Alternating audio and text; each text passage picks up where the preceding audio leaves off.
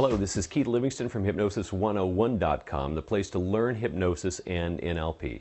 Today we're talking about recovering memories, regression, and specifically the affect bridge. Now the affect bridge is a very simple, easy to use technique for recovering memories, for going back and finding forgotten things without muss and fuss. And here's how it works. Here's the principles it's based on.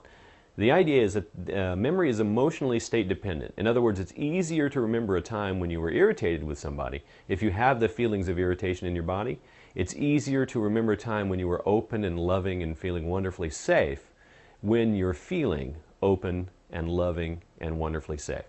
You see, memory is stored in two ways. One way it's linear, sequential, logical. In other words, you remember that you ate breakfast before you got in your car, before you went to work, or whatever your day was like.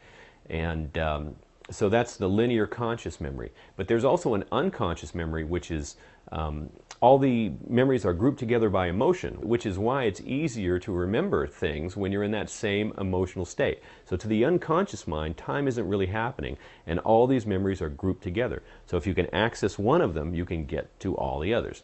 Now here's the technique. It's very simple. Let's say somebody comes to you with a presenting problem, they have an anger problem. Well, you associate them into the anger, and of course you need to be careful when you're doing this. You associate them in, you get the feelings running in their body, you make sure that any auditory information that goes along with those feelings is present.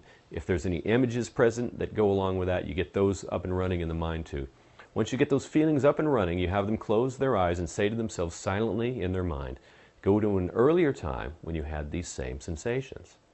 And usually, boom, they'll come up with a memory.